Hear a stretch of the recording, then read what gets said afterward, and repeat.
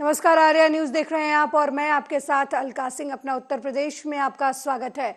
उत्तर प्रदेश सरकार जहां कानून व्यवस्था की उपलब्धियों को गिनाते नहीं थकती, वहीं दूसरी तरफ अपराधी इतने बेखौफ हो चुके हैं जिनको ना तो कानून का डर है और ना ही मौत का। बड़े बड़े दावे करने वाली सरकार की पोल खोलती ये सनसनीखेज वारदात यूपी के शाहजहांपुर से है, जहां अपराध और अपराधी को खुली छूट मिली हुई है। इतनी कमजोर और लाचार कानून व्यवस्था मानो उत्तर प्रदेश में जंगल राज चल रहा हो। हमारे भाई जो थे रहमान भाई के घर पे गए हुए थे, ठीक है, तो वहाँ बैठे हुए थे। तो उसके बाद जब रिटर्न वापसी कर रहे थे, घर आ रहे थे, तो रास्ते में इमरान डेविड और उनके साथ में दो लड़के आए। साथ में आते वक्त मैंने बॉस के ऊपर फायर चला दिया। फायर चलाने के बाद उनके मुंह पे फायर लगा और वो सफा। अब आपके भाई की कैसी तबीयत है, क्या स्थिति है? सीरियस है तबीयत, मतलब ज़्यादा क्रिटिकल मामला है थोड़ा। कि 18/1 की बात है, जनवरी की, कि हम लोग मोहल्ले में खड़े हुए थे।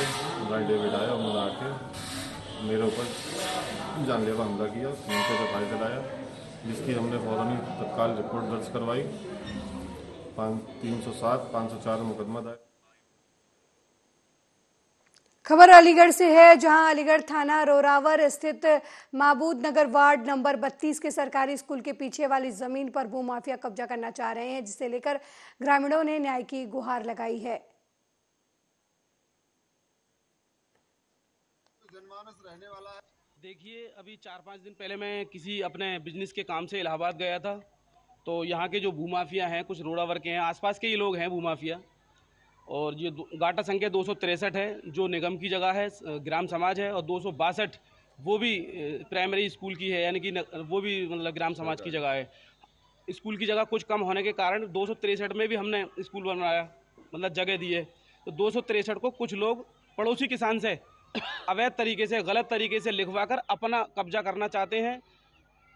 तो मैं नगर निगम की टीम बुलाई है, मैंने आज इनको रुकवाने के लिए बताया कि 3 दिन से इसमें पानी निकाल रहे हैं और लोगों को गुमराह कर रहे हैं कि यहाँ पे सड़क बनेगी या लॉज बनेगा, तो लोगों को गुमराह ना करें। अब मैं इलाहाबाद से वापस आ गया हूँ। जितने भी भूमाफिया जिस तरह से 5 साल गायब रही, उसी तरह से मैं उनसे कहना चाहता हूँ 5 साल गायब रहिए, अन्यथा अच्छा नहीं होगा।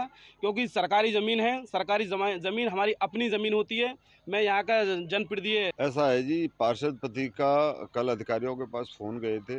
अधिकारियों ने हमको यहाँ पर भेजा है कि वहाँ पे जाके तहकीकात की जाए। लेकिन यहाँ पे मैं देख रहा हूँ पानी निकला हुआ तो है, लेकिन वो जो भूमाफिया थे जो इस पे कब्जा करना चाह रहे थे वो सामने नहीं आए मेरे। तो मैं उन भूमाफियाओं से या ये कहूँ कि उनका अधिकार भी है, अगर उन्होंने अपना रजिस्ट्री भी कराई है तो पहले निगम से NOC लें। खबर सोनभद्र से है, जहां दुधी बार के प्रतिष्ठा परक चुनाव में अध्यक्ष पद पर रामपाल जौहरी की ताजपोशी हुई। उन्होंने अपने प्रतिद्वंदी बलवंत सिंह को 20 मतों से पराजित किया, जीत हासिल की। वहीं सचिव पद पर दिनेश कुमार ने बबीता गुप्ता को 11 मतों से शिकस्त देकर विजय हासिल की, जबकि उपाध्यक्ष पद पर ओम प्रकाश अग्रहरी और पवन कुमार दुबे ने जीत दर्ज की। जो न्यायिक मजिस्ट्रेट का कोर्ट है, वहाँ पर बहुत सारी दिक्कतें हैं और अभी एक कोर्ट खाली है और यहाँ पर और भी कुछ कोर्ट स्थापित होने हैं, जिसके लिए हमको काफ़ी परिश्रम करना होगा और एक बहुत बड़ा चैलेंज है। इसलिए चैलेंज के साथ साथ खुशी तो हो ही रही है, लेकिन वो चैलेंज हमको हमेशा याद आ रहा है। दुधी बार को लेकर के, वादकारियों को लेकर के आपकी क्या प्राथमिकता रहेगी? जैसे दुधी बार संघ के माध्यम से यहाँ के वादकारियों के लिए हमारे मन में ये सबसे बड़ी बात है कि उनको सस्ता सुलभ न्याय मिले और जिस न्यायालय या कार्यालय में वादकारियों को दिक्कत का सामना करना पड़ रहा है, उसमें हम उनके साझेदार बनकर के उन समस्याओं का निराकरण करावें। और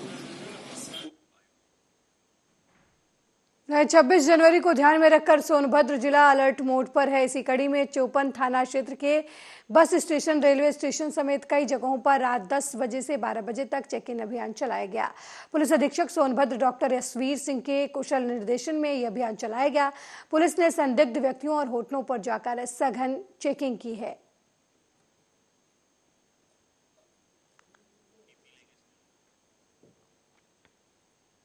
गणतंत्र दिवस से पहले जिले में अलर्ट घोषित किया गया है। वहीं एसएसपी की अगुवाई में देर रात कन्नौज में सघन चेकिंग अभियान शुरू हुई। जिले की सभी सीमाओं की बैरिकेडिंग कर आने जाने वालों की निगरानी की जा रही है। इसके अलावा railway station, bus station, hotel और ढाबा सहित सार्वजनिक जगहों पर सर्च अभियान शुरू किया गया है। SSP doctor Arvind ASP doctor Arvind Kumar का कहना है कि गणतंत्र दिवस को लेकर जिले में अलर्ट घोषित किया गया है। सघन चेकिंग लगातार जारी है। कुछ होटलों के ग्राहक रजिस्टर में अनियमित मिले, ऐसे लोगों को निर्देश दिया गया है।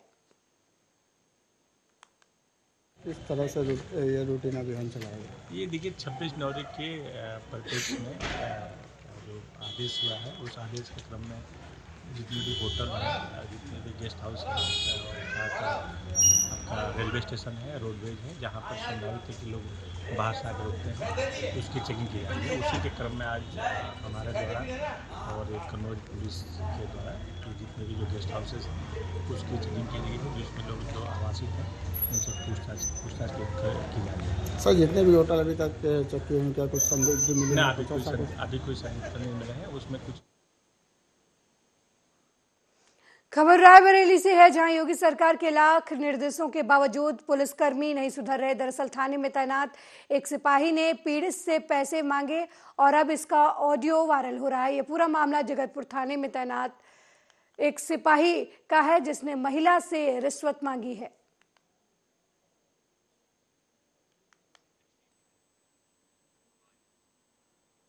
खबर रायबरेली से है, जहां लखनऊ प्रयागराज मार्ग पर दर्दनाक हादसा सामने आया है। अनियंत्रित तेज रफ्तार ट्रैक्टर ने बाइक सवार चाचा भतीजे को जोरदार टक्कर मार दी। इस टक्कर से बुजुर्ग चाचा की मौके पर ही दर्दनाक मौत हो गई और ये पूरा मामला जगतपुर थाना क्षेत्र के अंतर्गत आने वाले कस्बे का बताया जा रहा है।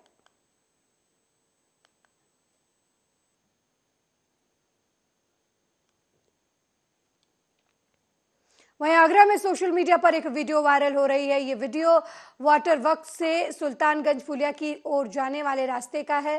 पुल पर कार सवार 3 युवक पीछे की सीट वाली खिड़की से बाहर निकले और शोर मचाने लगे। उनकी कार के पीछे चल रहे लोगों ने वीडियो बना लिया।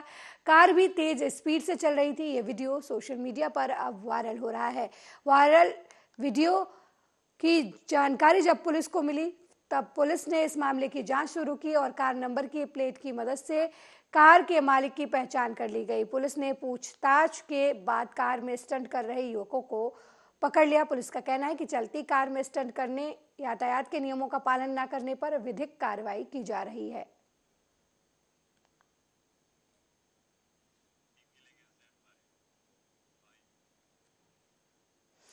वहीं रायबरेली में युवाओं के साथ अब तो माननीयों पर भी तलवार से केक काटने का जुनून चढ़ गया है। दरअसल हरचंदपुर से समाजवादी पार्टी के विधायक राहुल लोधी का तलवार से केक काटने का वीडियो सोशल मीडिया पर वायरल हो रहा है। वहीं इस वीडियो के वायरल होने के बाद से ही राजनीतिक गलियारों में चर्चाएं तेज हो गई हैं।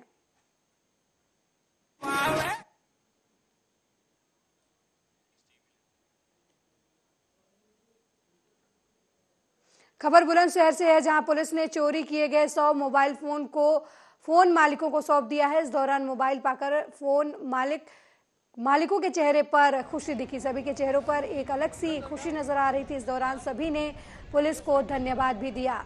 बरामद फोन की कीमत 14 से 15 लाख रुपए बताई जा रही है।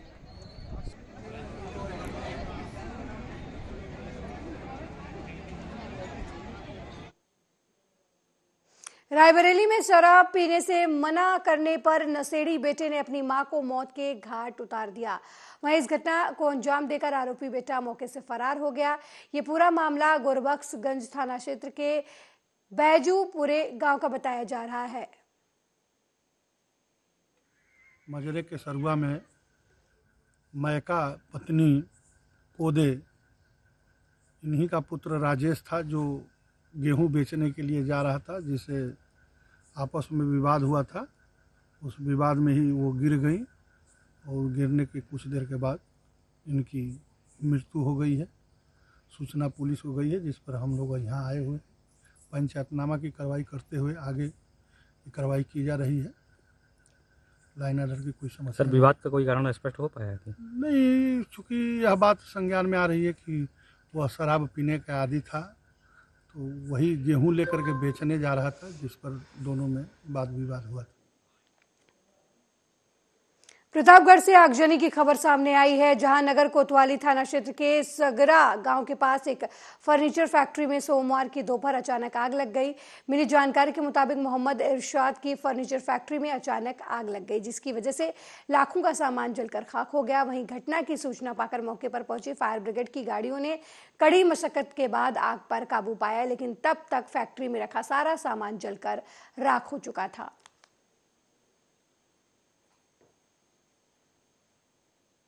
शॉर्ट सर्किट का भरोसा है। अच्छा, कितने सालों से आपकी दुकान पर? करीब 9 साल से। कितने का नुकसान हुआ है? नुकसान तो कम से कम 75 से 80 के करीब है। ऊपर भी जा सकता हो तो बिल देखना पड़ेगा। लाख? हाँ। आग पे काबू पा लिया गया? आग पे काबू पा। कितना समय लगा? कम से कम 2 से ढाई घंटे। कब सूचना लगी आपको कि आग लगी? सूचना 1:15 बजे।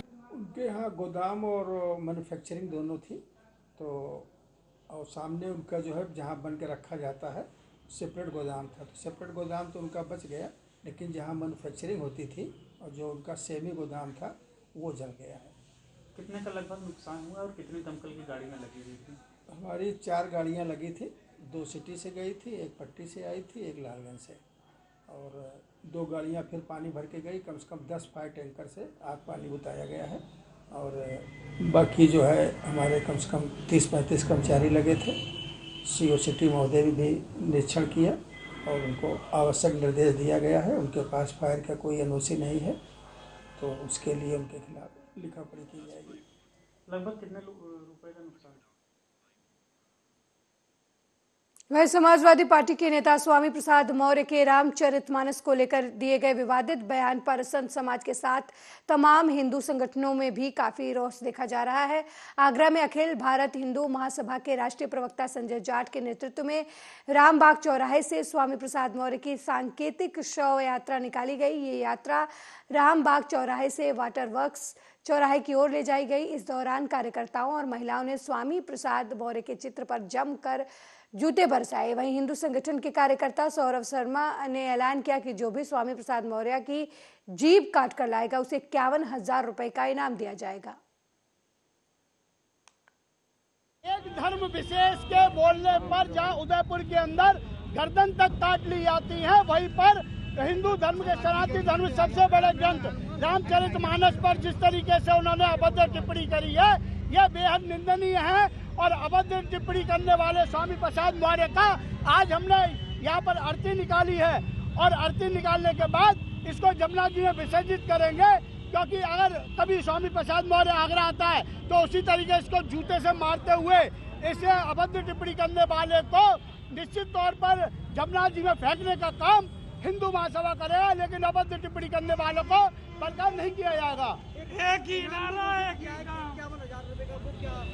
यह हमारे जिला प्रभारी द्वारा है जो वहीं मैनपुरी में खाद्य विभाग के संरक्षण में बड़े पैमाने पर नकली घी का कारोबार फल फूल रहा है। मिली जानकारी के मुताबिक कस्बा बेवर में नकली घी के कारोबारी अनिल कुमार और पप्पू गुप्ता बड़े पैमाने पर खाद्य विभाग के संरक्षण में कई सालों से ये काम करते आ रहे हैं। कुछ लोगों के स्वास्थ्य के साथ ये खिलवाड़ भी कर रहे हैं। वहीं जब मीडिया कर्मियों ने गाड़ी से उतरते नकली घी और केमिकल को कैमरे में कैद करने की कोशिश की, इस दौरान माफियाओं ने मीडिया कर्मियों को बंधक बना लिया, उनके साथ अभद्रता की और उनके मोबाइल भी तोड़ दिए। काफी मिन्नत के बाद जब मीडिया कर्मी घी माफियाओं के बंधक से मुक्त हुए, उन्होंने तत्काल केमिकल से बनी नकली घी की जानकारी खाद्य विभाग के अलावा स्थानीय थाना अध्यक्ष को दी। इसके बावजूद भी घी माफिया के विरुद्ध कोई कार्रवाई नहीं की गई। मामले की जानकारी मीडिया कर्मियों ने जिला अधिकारी अविनाश कृष्ण के अलावा पर्यटन और संस्कृति मंत्री जयवीर सिंह को एक कार्यक्रम के दौरान दी। तब कहीं खाद्य विभाग की नींद जागी और घी माफिया के गोदाम को सील किया गया, लेकिन मीडिया कर्मियों द्वारा दी गई शिकायत के संबंध में अभी तक पुलिस ने कोई भी कार्रवाई नहीं की है। क्या नाम है, आज क्या घटना हुई आपके साथ? कुलदीप दीक्षित नाम है। और घटना ये हुई कि मतलब हम सुनने में आ रहा था कि यहाँ नकली घी बन रहा है, तो जैसे ही वहाँ पहुँचे तो गाड़ी एक नकली घी की जो है उतर रही थी, देसी घी की, और नाम उनका पप्पू है और एक का नाम धर्मेंद्र, सुनने में ये आ रहा है। पुराना बाजार की घटना ये है और हम लोग कैमरा छीन लिए गए, मोबाइल भी छीन लिया गया। कार्रवाई की है, क्या कुछ कार्रवाई की गई है? सोशल मीडिया पे एक जानकारी मिली थी कि कोई अपमिश्रित या कुछ है इस टाइप का घी का कोई गोदाम है। तो परसों डीएम साहब ने इसका संज्ञान लिया और वहाँ जांच करवाने के लिए कहा। तो टीम भेजी गई थी, लेकिन उस दिन कारोबार करता मौके पर नहीं आया था। काफ़ी देर तक टीम इंतज़ार करती रही। तो उस दिन फिर दुकान को पैसे के पैसा सील कर दिया गया था कि जब वो आ जाएगा, वो उपस्थित हो, उस पर एक चस्पा कर दिया गया था सूचना कि वो आए और अपनी जांच करवा ले अपनी उपस्थिति में। तो अभी वो सील है, अगर वो आता है तो उसको खोल के और आवश्यक कार्रवाई की जाएगी। सर, अगर वो नहीं आता तब क्या कार्रवाई करने वाला विभाग? अगर वो नहीं आता है तब तो फिर वेट करेंगे और मजिस्ट्रेट की। वहीं स्वामी विवेकानंद जयंती पर कन्नौज में सड़क सुरक्षा शपथ ग्रहण समारोह का आयोजन किया गया। समारोह में डीएम सुभ्रांत कुमार शुक्ला और एसपी कुंवर अनुपम सिंह ने सड़क सुरक्षा की शपथ दिलाई। जिले के तीनों तहसीलों और सभी ब्लॉकों सहित सभी विभागों में शपथ ग्रहण और मानव श्रृंखला बनाई गई। करके चलाने की स्थिति के बारे में, और सबसे महत्वपूर्ण, यदि कहीं कोई दुर्घटना हो गई है तो सब काम छोड़ के जो भी घायल व्यक्ति हैं उनकी मदद के लिए अवश्य दौड़ेंगे और उनको हम चिकित्सक। नेताजी सुभाष चंद्र बोस जी की पावन जयंती के इस अवसर पर पूरे जनपद में सड़क सुरक्षा का एक जो शपथ है आज हमारे जनपद में ठीक 11 बजे लिया गया है। और जितने भी हमारे सरकारी कॉलेज हैं, स्कूल हैं, कोई प्रतिष्ठान है, तो वहाँ पे आज सब लोग एकत्र होके। मिर्जापुर पुलिस को बड़ी सफलता मिली है। मिर्जापुर पुलिस ने 4 गौ तस्करों को गिरफ्तार कर उनके कब्जे से 134 गोवंशों को बरामद किया है। जनपद मिर्जापुर में अपराधियों के खिलाफ जो अभियान चल रहा है उसमें थाना अरोरा की टीम को बड़ी सफलता हाथ लगी है। 134 गौवंशों के साथ में 4 गौ तस्करों को गिरफ्तार किया गया है। इसमें शमशुद्दीन, गुड्डू, वीरेंद्र, रिंकू, ये सभी जनपद सोनभद्र के थे और ये थाना अरोरा के रास्ते से ये 134 गौवंशों को लेके जा रहे थे। इनकी प्लानिंग थी कि इनको बिहार में क्रॉस करा के वहाँ पे पशु क्रूरता करना, गौवध करना इत्यादि कार्यों में लिप्त होने का इनका प्लानिंग था। लेकिन समय रहते हुए थाना अरोरा की टीम के द्वारा छापेमारी करके ये सभी जो गौवंश है उनको बरामद तो किया गया है, साथ साथ इन चारों को गिरफ्तार किया गया है। हमारी टीम इसमें सीओ मडिहान की लगाई गई है ये पता करने के लिए कि इन्होंने पूर्व में भी इस तरीके के कृत्य किए गए हैं। ये चारों अपराधियों के ऊपर जेल भेजने के साथ साथ इन पे गैंगस्टर की भी कार्रवाई की जाएगी और जो भी इनकी संपत्ति होगी उसको भी कुर्क किया जाएगा। और जनपद मिर्जापुर में इतने जैसे भी अपराधी हैं इनके खिलाफ ऐसा भी। खबर लखनऊ से है, जहां पर बीजेपी नेता अपर्णा यादव ने स्वामी रामप्रसाद मौर्य के बयान पर पलटवार करते हुए कहा कि मैं समझती हूं कि रामचरितमानस ऐसा ग्रंथ है जो कई भाषाओं में लिखा गया है। उन्होंने कहा कि इस तरीके का बयान स्वामी का उनके चरित्र को दर्शाता है। मैं समझती हूँ रामचरितमानस एक ऐसा ग्रंथ है जो कितनी भाषाओं में लिखा गया है और कितना बृहत है। इसको जब भी पढ़ता है व्यक्ति और जब भी इसका जो है चित्रण देखता है, टीवी पर हो, मंच पर हो, तो हमेशा नया जैसा प्रतीत होता है। इस तरीके की बात किसी भी राजनेता के कहने के लिए मुझे नहीं लगता कि ये उचित है। और इस तरीके की मानसिकता रखना रामचरितमानस के बारे में ये बहुत ही निकृष्ट मानसिकता है। ये अपने आप के चरित्र के बारे में वो दर्पण कर रहे हैं। और मैं समझती हूँ कि राम जी ने बहुत बड़ा उदाहरण दिया था जब उन्होंने सबरी के बेर खाए थे और वो भी जूठे बेर खाए थे। मैं समझती हूँ कि जो इस तरीके की बात कह रहे हैं उन्होंने रामचरितमानस को पढ़ा ही नहीं, और पढ़ा क्या, उसको जीने का एक ढंग होना चाहिए। आज भी हम लोग ये कहते हैं कि राम जैसा ही हमारा पुत्र हो, अगर पुत्र हो तो श्री राम जैसा हो। तो इस तरीके की बात कहना प्रभु के बारे में ये अच्छी बात नहीं है। और राम भारत का चरित्र है, राम सब धर्मों का है। राम की बृहत्ता के बारे में बड़े बड़े लोगों ने कहा है। तो मैं समझती हूँ, और हिंदुओं ने भी कहा है, मुसलमानों ने भी कहा है, क्रिश्चियंस ने भी कहा है, तो राम एक चरित्र का बात है। हमने और आपने भगवान को देखा नहीं है, मगर उनके चरित्र के बारे में हमने सुना है, और हम जब वो चीज़ महसूस करते हैं, तो जब राम का नाम लेते हैं तो आराम मिलता है, तब शांति मिलती है। तो मैं समझती हूँ कि शांति के प्रतीक के बारे में इस तरीके की बात करना। मेरे साथ अपना उत्तर प्रदेश में फिलहाल इतना ही। देश दुनिया की तमाम खबरों को देखने के लिए देखते रहिए आर्या न्यूज़। नमस्कार।